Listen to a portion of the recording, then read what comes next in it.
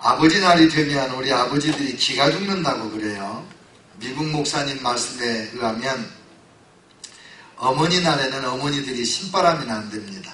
교회가 어머니들의 사랑과 희생에 대해서 감사하게 여기고 또 자녀들이 꽃도 달아드리고 선물도 해드리고 외식도 해드리고. 그런데 아버지 날이 되면 아버지들은 설교 시간에도 아버지가 뭘 잘못했다, 뭐가 부족하다, 맨 혼나는 소리만 듣기 때문에 오히려 아버지 날에 아버지들이 교회 가기를 싫어한다. 그런 이야기를 하시더라고요. 그래서 저도 고민을 했어요. 그래서 제가 목회서신에다가 아버지들을 위한 변명이라는 글을 썼습니다.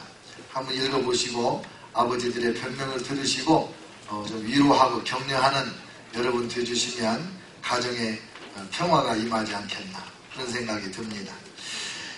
우리가 사는 시대에 아버지들을 어떻게 하면 세워드릴 수 있을까? 어떻게 하면 아버지를 행복하게 해드릴 수 있을까? 아버지가 성공해야 가정이 성공하고 자녀들이 행복하고 세상을 멋지게 살아가게 될 텐데 아버지들을 세울 길이 막막해서 다들 어려워하고 힘들어합니다. 그러니 아버지들은 얼마나 당황스러운 삶을 살고 계실까 그런 생각을 하지 않을 수가 없지요. 이 시대를 아버지 부재의 시대라 그럽니다. 아버지가 없는 시대다. 문자적으로 아버지 없이 자라는 사람들이 많지요. 전에는 미국에서 태어나는 흑인 아이들 중에 첫 번째로 태어나는 아이들이 약 40%가 아버지를 모른다고 그랬어요. 근데 얼마 전에 통계해 보니까 미국에서 태어나는 모든 아이들 가운데 첫 번째 아이들이 약 40%가 아버지를 모른다네요. 정말 아버지 없는 세상이 됐구나. 그런 생각이 들어요.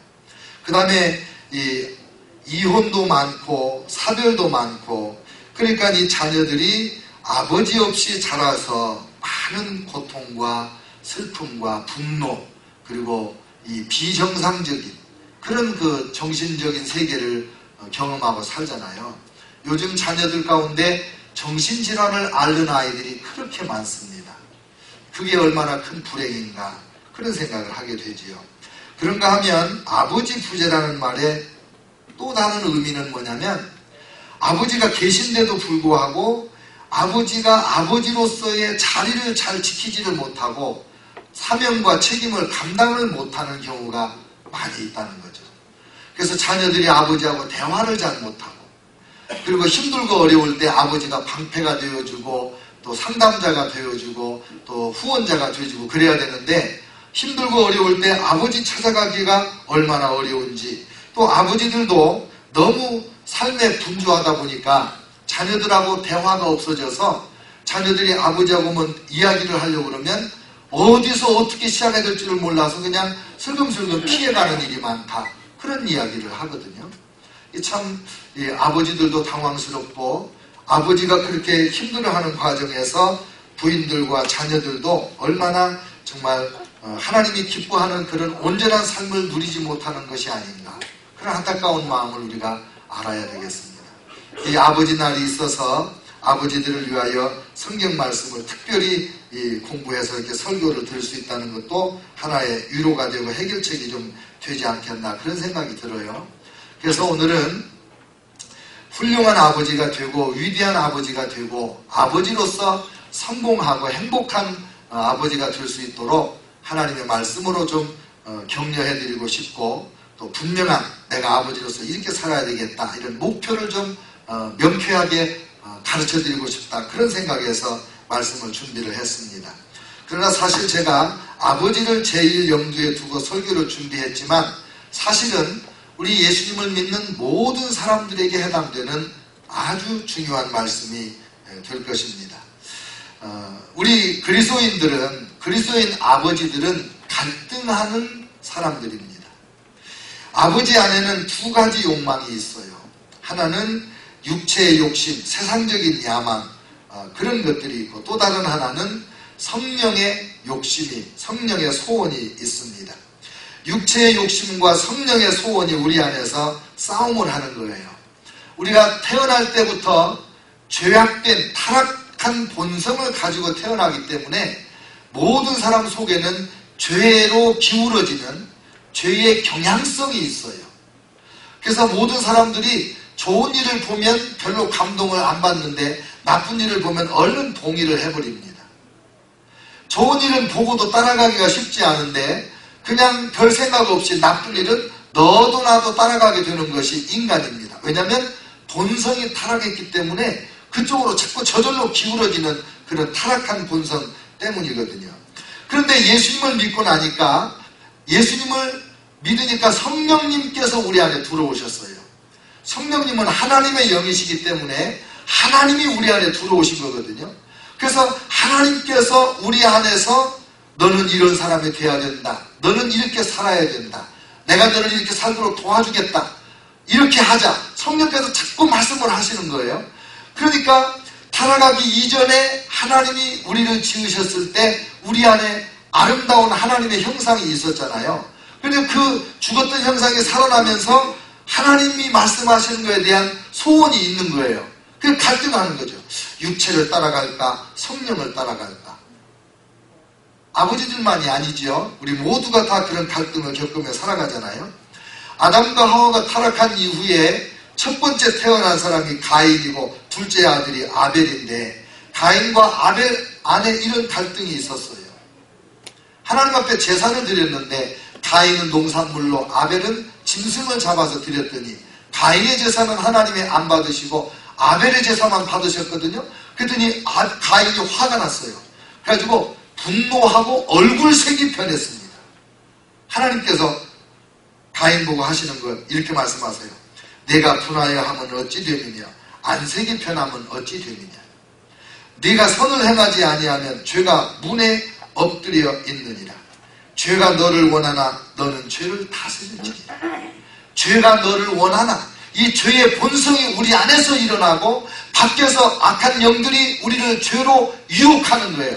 그러니까 안팎에서 유혹을 받아서 내가 죄로 자꾸 쏠려가는 거예요. 하나님의 말씀이 뭐예요? 너는 그 죄를 다스리라는 거예요. 죄를 다스리라는 것이 성령의 음성 아닙니까? 그런데 가인은 죄를 다스리지 못하고 분노 가운데 동생 아벨을 죽여서 최초의 살인자가 되어버렸습니다. 아브라함과 사라도 육체의 욕심을 이기지 못하고 하나님의 때를 기다리지 못하고 그저 애굽 여인을 첩으로 들여가지고 이스마엘을 낳았기 때문에 이스마엘 후손과 이삭의 후손이 지금까지도 전 세계의 갈등의 제일 중심에 서 있는 그런 문제를 만들어 놓고 말았습니다. 롯은 삼촌과 함께 이렇게 이민 생활을 하다가 이제 헤어질 때가 됐는데, 아니 연로하신 삼촌이 먼저 땅을 고르시면 제가 나머지로 갈게요, 이렇게 겸손하게 안 하고 육체의 욕심을 따라서 눈에 보이는 대로 풀이 많고 물이 많은 쪽을 택했지 않습니까? 그리 갔는데 거기가 어딥니까? 소돔과 고모라죠.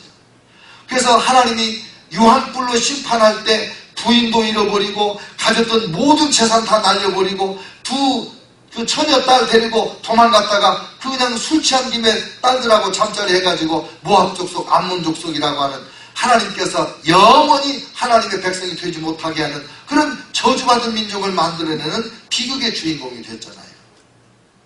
육체의 정욕을 따라가다가, 안목의 정욕을 따라가다가, 모세도 자기 안에 있는 그 거절감에 의한 분노, 이 분노를 다스리지를 못해서 하나님 앞에 가나안 땅에 들어가지 못하는 그런 심판을 받지 않습니까? 다윗 왕은 육체의 정욕을 제어하지 못했다가 간음과 살인죄를 지었고, 솔로몬 왕도 가장 지혜로운 솔로몬 왕이지만은 자기가 여인에게 속아 넘어가서 이방 여인들에게 다 넘어가가지고 자기가 지어오는 하나님의 성전에다가 이방 신들의 제단을 다 만들어주는 이런 어리석은 가장 미련한 인간이 되어 죽은 것이 솔로몬 아닙니까? 끊임없이 우리 안에서 육체의 소욕과 성령의 소욕이 싸우고 있는데 그 싸움에서 져가지고 죄를 짓는 사람들이 그렇게 많은 거죠. 3년 동안 예수님을 따라다녔지만은 돈벽푼에 예수님 팔아먹은 다음에 죄책감에 시달려서 자살해버린 제자 가룟 유다가 있지 않습니까? 지난 2000년 기독교 역사에서 육체의 정욕과 안목의 정욕과 이생의 자랑을 따라서 살다가 예수님 잃어버리고 천국도 잃어버리고 다시 지옥의 운명에 떨어진 사람들이 얼마나 많은지 모릅니다. 우리도 이 무서운 싸움이 우리 마음속에서 계속해서 지금 일어나고 있지 않습니까? 굿뉴스는 뭐냐면 이런 갈등 속에서 넘어지고 또 죄를 짓고 또 죄를 짓고 이러는 속에도 하나님의 은혜가 중단되지 않아요. 하나님의 은혜가 끝나진 않아요. 계속해서 우리를 부르시고 또 부르시고 또 용서해 주시고 또 용서해 주시고, 그래서 아브라함도 모세도 다윗도 수많은 성도들도 마침내 이 육신의 정욕을 버리고 성령의 사람이 되어 인생을 마치는 성공적인 사람들이 우리 신앙의 조상들 가운데 얼마나 많은지 모릅니다. 저와 여러분도 성령의 소욕을 조차 행하여서 승리하는 인생으로 생애를 마감할 수 있기를 주의 이름으로 축원합니다. 여러분, 이 성령께서 말씀하시는 이 성령의 소욕은 우리가 인간의 힘으로는 다 이룰 수 없는 거거든요. 그리고 오늘 이 말씀을 더 보기 전에 한 군데 성경을 꼭 볼 때가 있는데, 로마서 7장에서 사도 바울이 말하는 거예요. 지금까지 말씀드린 이런 우리 안에 있는 이 갈등과 싸움, 이걸 적나라하게 표현한 사람이 사도 바울이에요. 로마서 7장 후반절에 가면 그래요. 내가 원하는 바 선은 행하지 못하고 내가 원하는 바 선은 행하지 못하고 원치 않는 악은 행하는도다.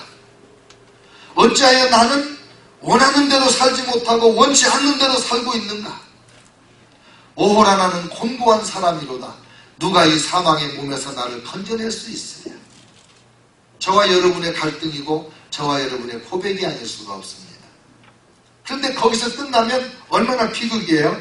7장에서 넘어가 8장에 들어가면 사도 바울이 이렇게 외칩니다. 그러므로 이제 그리스도 예수 안에 있는 자에게는 결코 정죄함이 없나니 이는 그리스도 예수 안에 있는 생명의 성령의 법이 죄와 사망의 법에서 너를 해방하였습니다. 할렐루야. 우리가 죄와 사망의 법에 매여 있을 때는 죄의 세력에 눌려가지고 원치 않는 죄를 짓고 원하는 선을 행하지 못하고 이렇게 갈등하고 살았는데, 하나님의 성령께서 생명의 법으로 우리를 해방시키셔서 더 이상 죄를 따라가지 않고 성령을 쫓아갈 수 있는 길을 열어주셨다, 그 말입니다.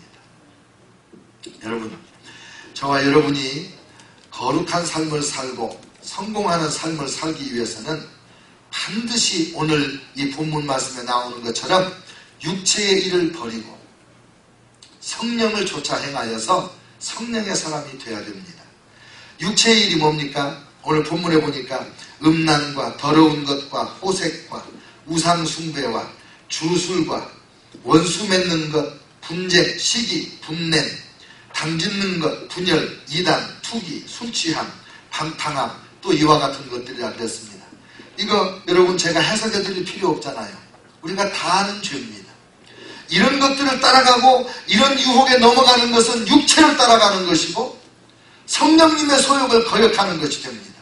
그러나 이런 것들을 버리고 이런 것들을 포기하고 성령께서 기뻐하시는 쪽으로 따라갈 때 성령의 사람이 되는 건데, 성령의 열매 9가지가 나옵니다. 22절부터. 오직 성령의 열매는 사랑과 희락과 화평과 오래 참음과 자비와 양선과 충성과 온유와 절제니 이 같은 것을 금지할 법이 없느니라 하셨습니다. 이 성령의 열매 9가지는 하나님의 성품입니다. 예수 그리스도의 성품입니다. 그래서 우리가 성령님을 따라가면 예수님을 닮아서 이 성령의 열매가 우리의 인격적인 특징이 되는 거예요. 내가 얼마나 성령 충만한가는 곧 내가 얼마나 이 성령의 열매를 맺는가로 판결이 나는 거죠. 어떤 사람들은 성령 충만하다고 그러면서 말도 함부로 하고 사랑도 할 줄 모르고 오래 참지도 못하고 성령 충만한 거 아니지요. 우리가 특별히 아버지들이 이 말씀을 더욱 마음에 새기고 내가 반드시 이런 사람이 돼야 되겠다 결심을 하고 노력을 해야 돼요. 왜냐하면 이 성령의 열매 9가지는 하나님 아버지의 성품이니까 똑같이 아버지라는 이름을 쓰는 우리 아버지들은 반드시 이 하나님 아버지의 성품을 닮아가야 되는 거죠. 그래야 하나님께서 아버지라는 이름을 주신 그 은혜에 보답하는 거 아니겠습니까? 성령의 9가지 열매, 이 9가지는요 3가지씩으로 구분이 됩니다. 처음 3가지는 하나님을 온전히 닮아서 하나님과 나가 하나가 되는 모습을 말해줘요. 그 다음에 3가지 오래 참음과 자비와 양선은 내가 하나님의 사람이 돼서 사람들에게 어떤 태도를 취하는가가 그 3가지가 돼요. 그 다음에 마지막은 내가 나 자신에 대해서 어떤 중심으로 사는가를 말해주는 거예요. 그것이 충성과 온유와 절제가 됩니다. 그러면 이 9가지를 좀 간략하게 설명드리고 우리가 이 열매를 맺는 사람 되도록 노력하는 것으로 오늘 설교의 마지막 결심을 다지려고 하는 것이죠. 첫째, 사랑입니다. 사랑. 이 사랑은 하나님의 사랑인데 인간적인 사랑과는 확연히 구분이 돼요. 여러분, 우리 한국말에는 사랑이라는 단어가 하나뿐이에요. 사랑. 근데 헬란말에는 단어가 4개가 있어요. 에로스, 그거는 남자가 여자를 사랑하는 연정을 말합니다. 근데 성경에는 이 에로스라는 단어가 한 번도 안 나옵니다. 무슨 뜻이겠어요? 하나님 편에서 볼 때 에로스는 사랑도 아니라는 거예요. 에로스 사랑이라는 게 할리우드식 사랑이라는 말이 있어요. 할리우드에서 만드는 영화에 보면은 그냥 길을 가다가 한 여자를 봤는데 혼이 쏙 빠져가지고 그때부터 모든 걸 버리고 오로지 그 여인을 향해서만 달려가는, 그래가지고 그걸 사람들이 막 와 아름답도다, 세기의 사랑이로다. 무슨 소리, 사랑도 아니니까 그런 거는. 동의하십니까? 어떤 분들은 그런 사랑을 기다리고 있어요. 우리 교회 가운데 처녀 청각 혼자 사는 분들 중에 훌륭한 사람이 그렇게 많은데 그렇게 피리 팍 꽂히는 그 큐피트의 화살을 맞는 인사불성이 되는 그런 사랑이 없다고 사랑을 못하고 노처녀 노총각 홀로 사는 사람들이 있다니까요. 이 에로스 사랑이 문제예요. 속지 마세요. 그건 사랑이 아니에요. 그 다음에 2번째는 필리아라는 사랑의 단어가 있는데 이거는 가까운 사람, 내가 소중하게 여기는 사람에 대한 나의 감정입니다. 아끼는 마음, 우정으로 표현도 하기도 하지요. 그 다음에 3번째는 스토르게라는 단어가 있는데 애정이라고 표현도 하지요. 근데 특별히 부모님이 자녀 사랑하는 것을 표현할 때 스토르게라고 말하는 거예요. 무한정 희생을 합니다. 모든 걸 다 주어도 아깝지 않습니다. 그런데 그 대상이 내 자식이래야지 사촌만 돼도 안 돼. 조카도 안 돼. 그래서 이 스토르게도 하나님께서 보실 때는 매우 부족한 사랑이 되는 거예요. 사실 부모님들이 자녀를 사랑할 때 스토르게 정도 가지고 사랑해가지고는 위대한 인물, 세계를 경영하는 지도자 만들기에는 턱없이 부족한 사랑입니다. 4번째 사랑이 아가페 사랑인데 이 아가페는 원래 헬란말에 있기는 있는데 보편적으로 쓰지 않던 단어라고 그래요. 그래서 신약성경에 아가페라는 사랑의 단어가 쓰여지기 이전에 그 많은 문서 가운데 이 아가페를 쓴 용례가 몇 번 없대요. 그게 뭔 뜻인지도 잘 몰랐겠지요. 근데 사도 바울이 이 신약성경에서 아가페라는 단어를 가지고 하나님의 사랑을 표현을 했어요. 어떤 사랑인가 하면 이 아가페 사랑은 정복당하지 않는 자비심, 아무리 사랑하지 못하게 난리 법석을 해도 그 사랑을 포기를 안 해요. 그 사람, 내가 사랑하는 그 사람이 나를 죽이려고 하고 나를 비방하고 나를 모독하고 나에게 손해를 끼치고 상처를 주고 그래도 나는 끝까지 그 사람의 행복을 위하여 내 생명 바쳐 사랑하는 그 사람. 이게 아가페 사랑이에요.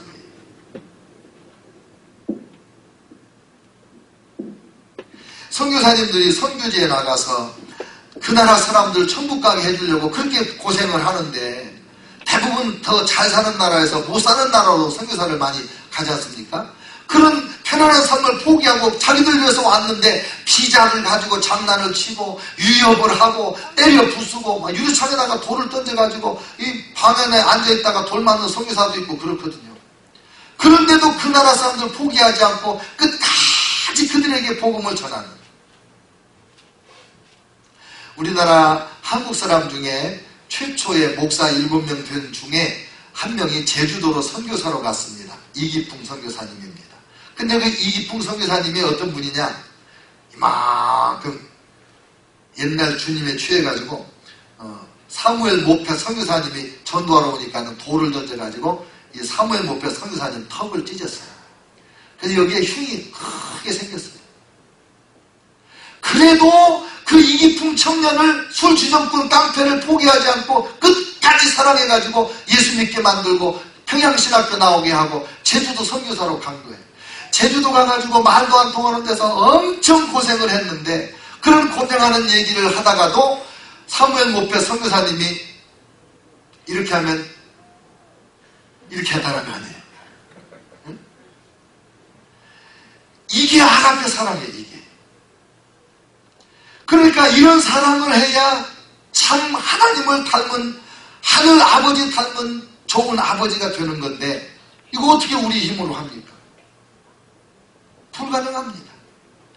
이런 9가지의 이 성령의 열매는 그래서 성령님, 하나님이 우리를 도우셔서 만들어주는 성품이지 내 스스로 만드는 성품이 아니에요. 왜 아버지가 성령 충만해야 되느냐? 이런 아가페 사랑으로 사랑하려면 성령을 받아야 되니까. 왜 아버지들이 새벽에 일어나서 기도를 해야 되느냐? 왜 아버지들이 밤늦게 잠자리 들기 전에 무릎 꿇고 하나님의 말씀을 읽고 하나님 앞에 기도하고, 그리고 자녀들에게 안수 기도를 하고 새벽에 일어나서 자녀들 안수하고, 그리고 왜 하루를 시작해야 되느냐? 이런 사랑을 하려면 성령을 받아야 되니까. 성령의 사람이 될 때만 가능하니까.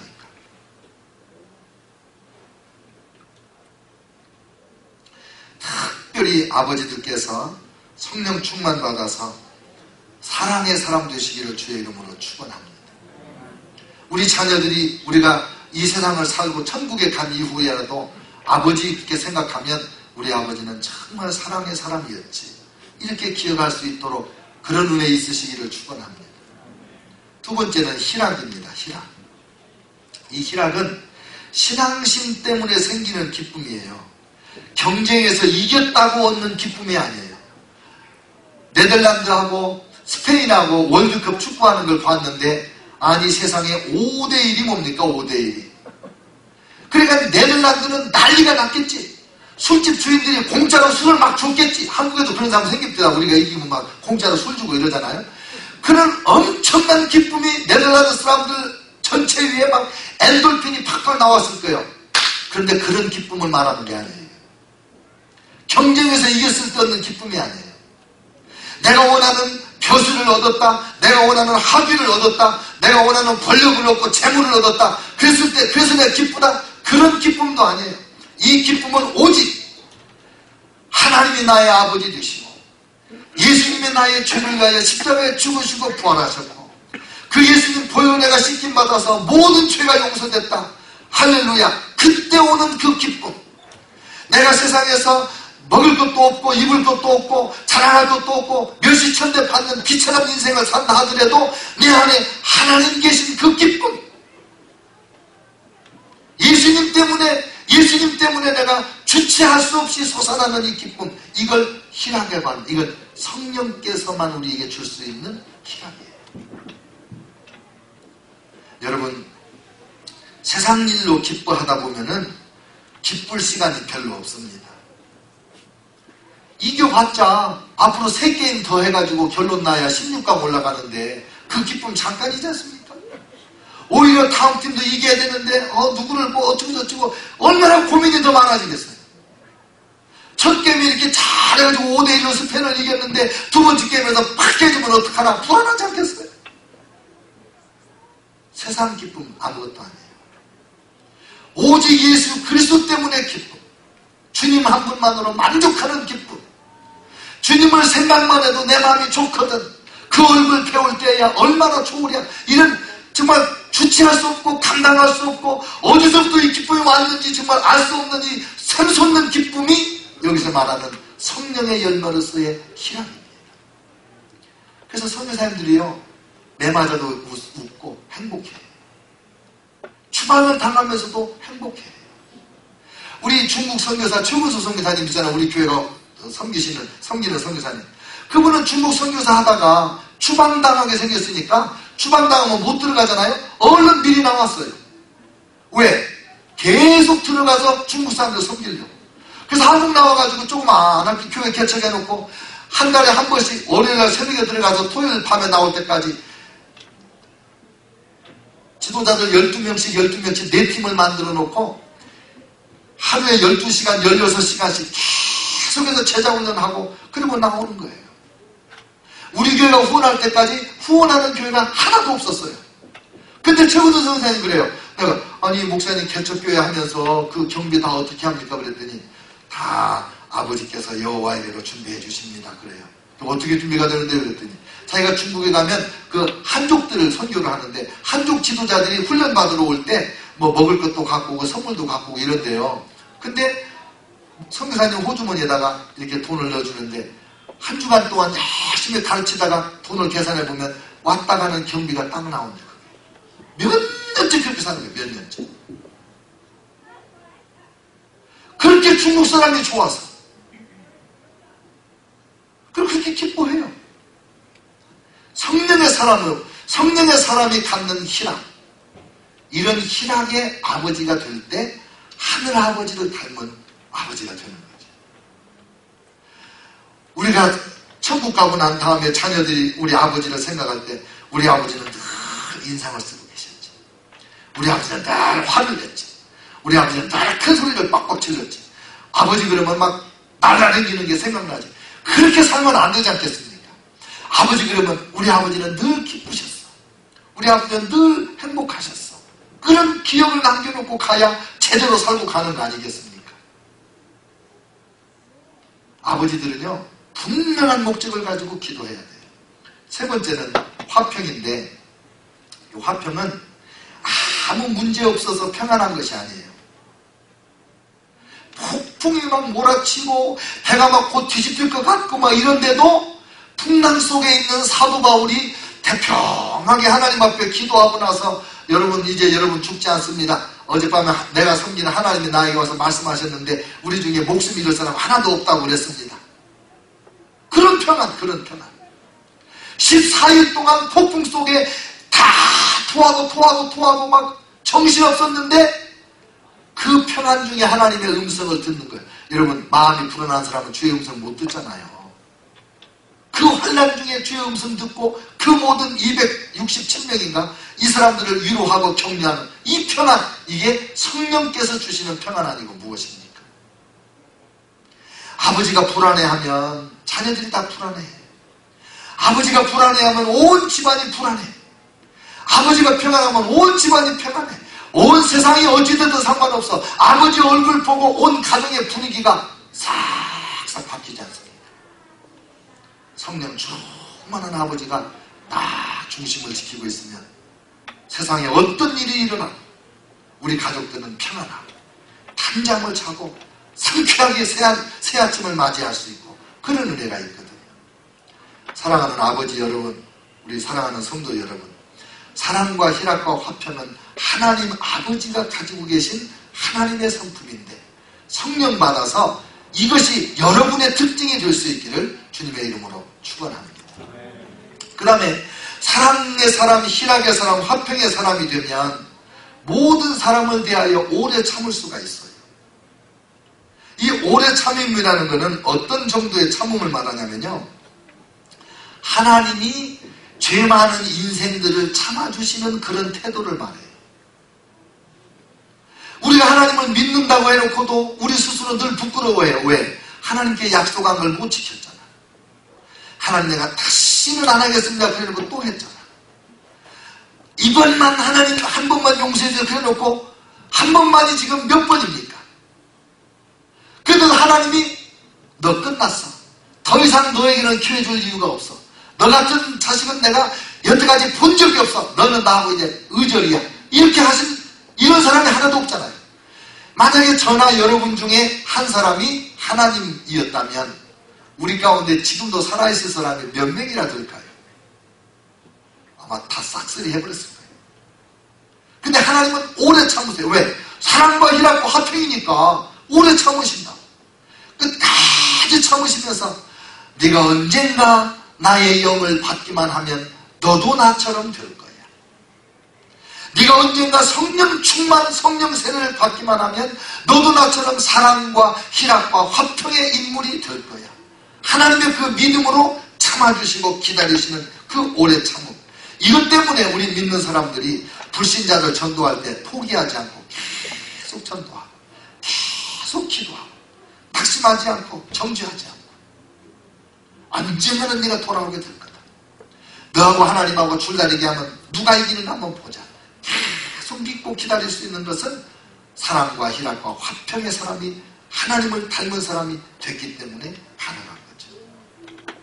부모들이 자녀들을 사랑하고 섬기다가도 때때로 낙심해가지고 가장 방황하는 청소년기에 아버지가 자식을 꼴도 안 보는 경우가 있잖아요.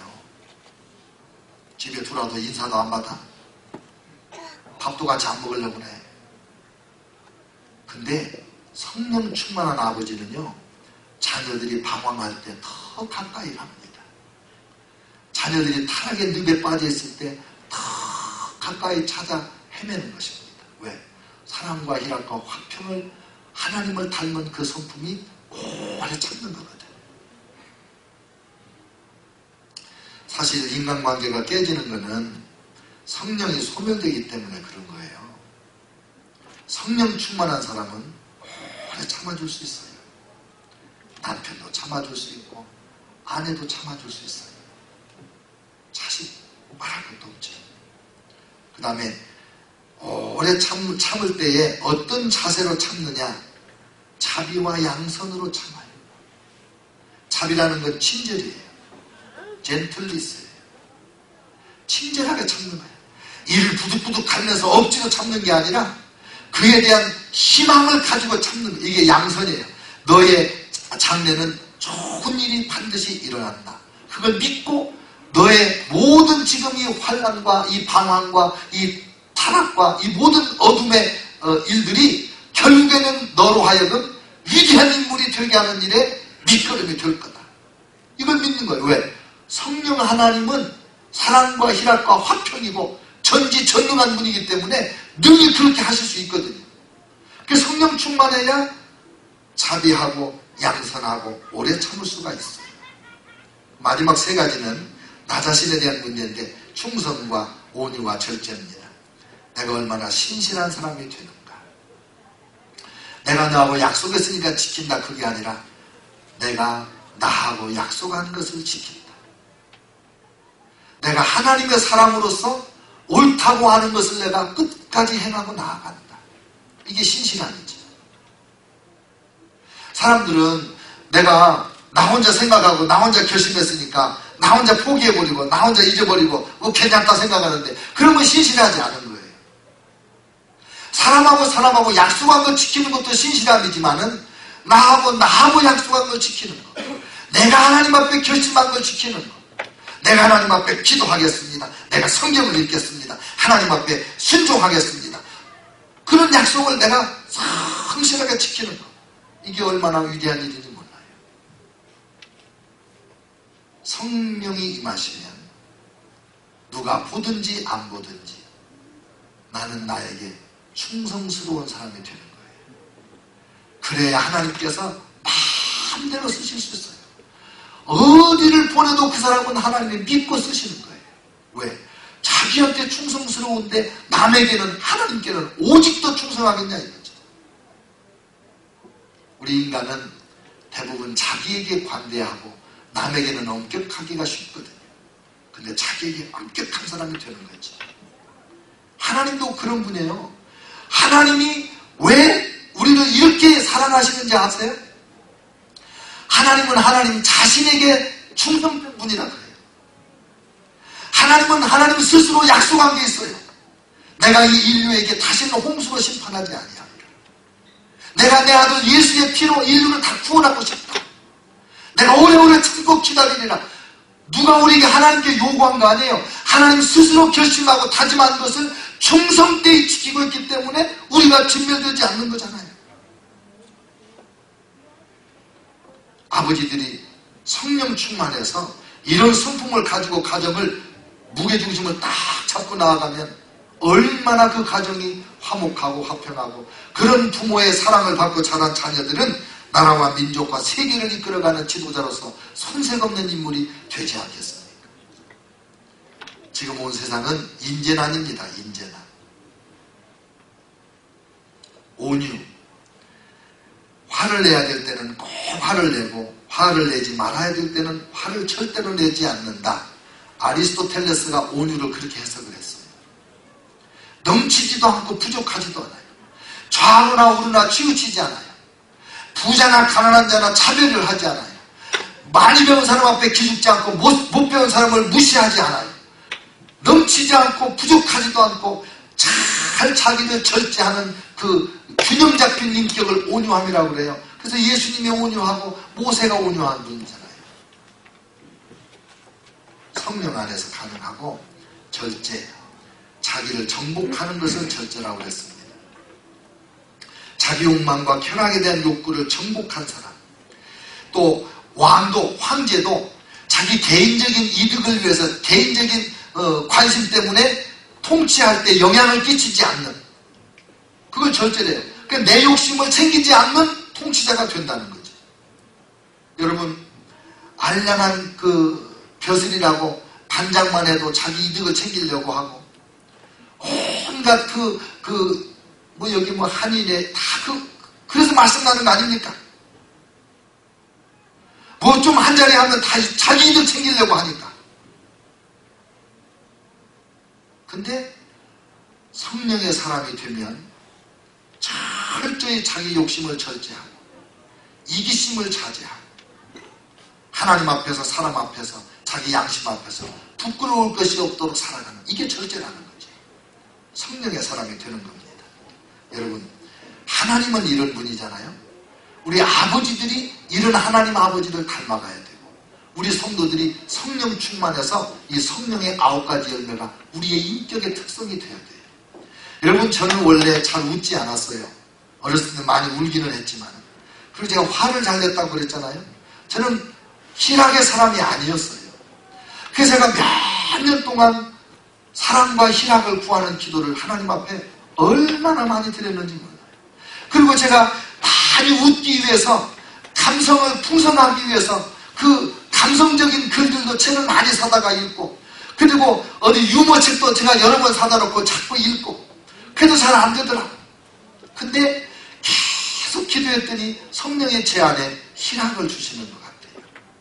그 제가 웃을 때 정말 여러분이 좋다고 저보고 자꾸 웃으라고 그러셔서 제가 용기를 얻어가지고 웃기는 소리도 하고 제가 그러잖아요. 어떤 때는 제가 여러분을 웃겨놓고 제가 웃어요. 너 진짜 웃긴다. 그래요. 희락의 사람이 되는데 정말 세상에 부러워할 만한 것도 많고 내가 내 안에 부끄러워할 만한 것도 많으나 그 모든 것을 능가하는 감출 수 없는 기쁨이 내 안에 있거든요. 오직 성령 때문에. 어떤 제자가 스승에게 물었습니다. 선생님, 내 안에 흑염소와 하얀 염소가 싸우네요. 어떤 놈이 이길까요? 뭐라고 그랬다고 그랬죠, 선생님이? 네가 먹이를 많이 주는 놈이 이긴다 그랬어요. 내 안에 흑염소는 이 육체의 욕심이에요. 하얀 염소는 성령의 욕심이에요. 이 두 개가 나 안에서 싸우는 전쟁터가 내 마음밭인데 내가 누구에게 더 관심을 기울이는가?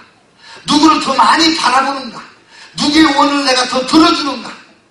거기에 따라서 성령이 이기든지 욕심이 이기든지 죄악의 사람, 타락한 인간이 되든지 아니면 성령의 사람, 성령의 열매가 주렁주렁 맺히는 하나님 아버지를 닮은 인간이 되든지 둘 중에 하나 아니겠습니까? 사랑하는 성도 여러분, 오늘 하나님의 성령께서 여러분에게 충만히 임하시기를 축원합니다. 여러분이 성령의 음성을 들을 때마다, 성령의 소원을 내 마음에 깨달을 때마다 모든 걸 제껴놓고 예스! 네, 성령님 알았습니다. 즉각적으로 순종하면 여러분이 점진적으로 사랑의 사람, 희락의 사람, 화평의 사람이 되고 모든 사람을 향하여 오래 참고 자비와 양선으로 대할 수가 있고, 그리고 내 스스로 생각할 때 내가 절제도 하고 충성도 하고 온유한 사람이 될 줄을 믿습니다. 특별히 아버지들이 오늘 이 말씀을 마음판에 새기고 주야로 부르짖고 기도해서 하나님 아버지 닮은 아버지 되시기를 축원합니다. 기도하겠습니다.